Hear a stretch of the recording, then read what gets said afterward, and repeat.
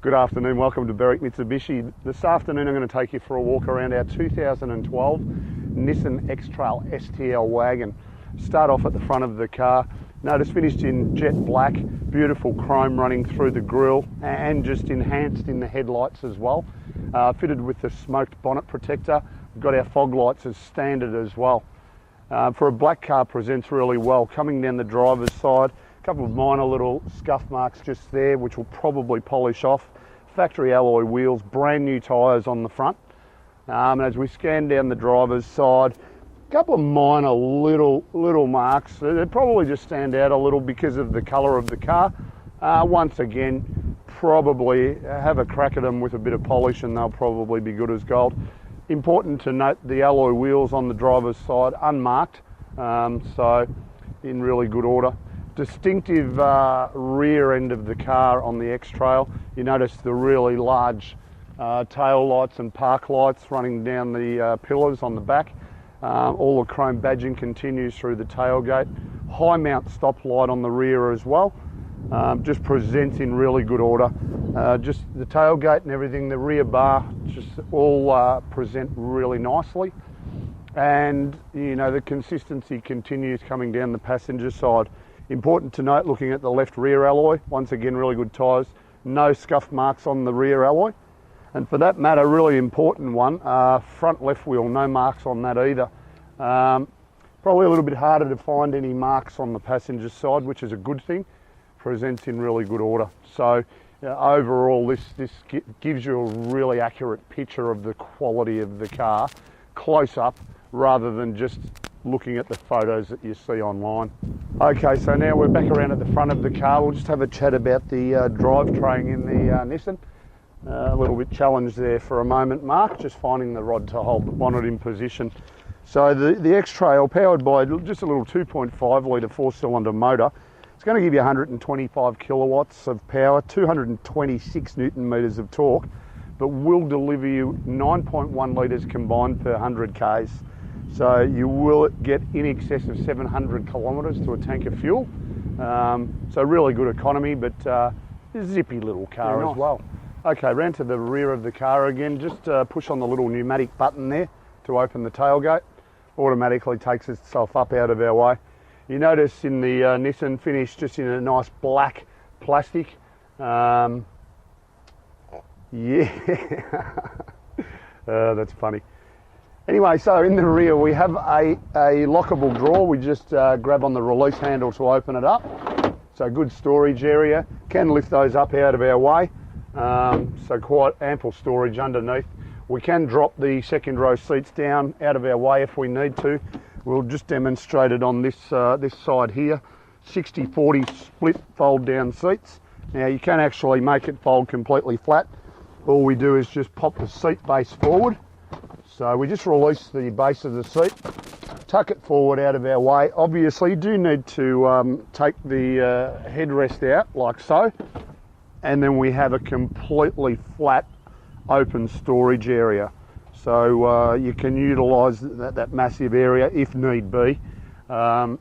Very simple way just to pop it all back together. Important to note, you do have numerous positions that you can set the back of the seat in the Xtrail. So if you want to take it right back into the reclined position, have a bit of a snooze on a long trip, you can certainly do that. Lock our headrest back in, and then with the base of the seat, simple matter of flicking back into place and lock it away. So very versatile little setup. Okay, so we're inside the Xtrail now. Run through some of the features of the car. Our driver's armrest has all of our power window switches and our exterior power mirror switches as well. Notice the nice internal chrome handles on the doors, just a little bit of class. Oh, that's a funny noise there. We do have adjustment for our headlight height. We've got a manual button to turn traction control off if we need. Cup holders up here above the aircon vents. So it is also important to note that in the bottom of our cup holders, there are little perforations. So if you've got your can of Coke in there while the aircon's running, it keeps a little bit of chill about your drink as well. Our steering wheel is height and reach adjustable, so we set ourselves up where we're nice and comfy, lock it away into position, and we're good to go. Our factory cruise control settings on our right hand side of the leather wrapped steering wheel.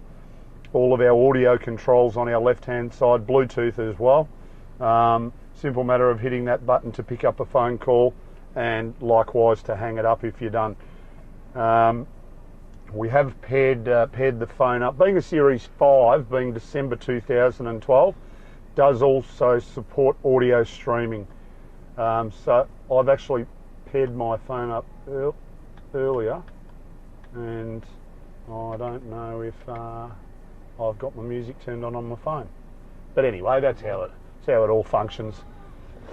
So fairly straightforward. CD player, AM/FM radio, little storage compartment directly below. Down below that, obviously, just a hazard light button, but these never break down, so don't worry about that. Climate control, air conditioning, we've got it running at the moment, but nice and quiet system. Just a simple automatic, or we can drive it in sports mode, and you can just see the gear changes, 6-speed auto, and you can see the gear changes up on the dash there. Pop that back into park. Just whilst I mention, you can see it up on the screen. Also our trip computer just in the main screen there gives us all of our information. Range to empty. You can see the little picture of the car driving towards the petrol tank. Just don't hit it, but be there in 99 k's. And just feeds us all of our information, fuel economy, average speed and so on. And you notice nice low k's, 65,000 k's. Okay, so we digressed for a moment, but back here, 12 volt outlet. Being the STL, we do have heated front seats. We do also have downhill descent control. And then of course, here's our button for our 4-wheel drive on demand. Okay, so just normal 2-wheel drive when the roads are just nice and normal. If the radar tells us what we hope to see later, you would then probably switch it into auto, just when the roads become really wet and slippery. Leather wrapped handbrake, accompanied by 2 cup holders next door. And then our little console lid, we do have our USB and auxiliary inputs in there as well. Once again, as I mentioned, being the STL, full leather interior. So we've actually got leather infills in our door trims, leather front seats, leather rear seats, so just a really classy looking car. You know, just the way it presents inside and out, quite impressive. 4-star ANCAP safety rating, so you can be very confident your passengers are nice and safe. We'll go to the service books. We'll have a little bit of a look at the service books, and away we go. We'll just look at the books from new. Let me just, yeah. So the only drawback with the Nissan service books, they're a bit silly. They've got 20 million pages in them, but you only need to stamp it every 4 or 5 pages, but the books are quite good. And we've done the current service on the car. So as I mentioned, only 65,000 k's, that's why there are only, you know, 3 or so services in the books, because it's still a relatively new car. Also very important to note, this car is still under manufacturer warranty. So still under new car warranty until late this year. Very, very important piece of mind. So in summary, a few key points: 125 kilowatts of power, 226 newton meters of torque, but delivering you 9.1 litres combined per 100 k's fuel consumption, in excess of 700 k's to a tank of fuel, only 65,000 k's, under new car warranty till December this year. Compelling reasons to buy this motor car.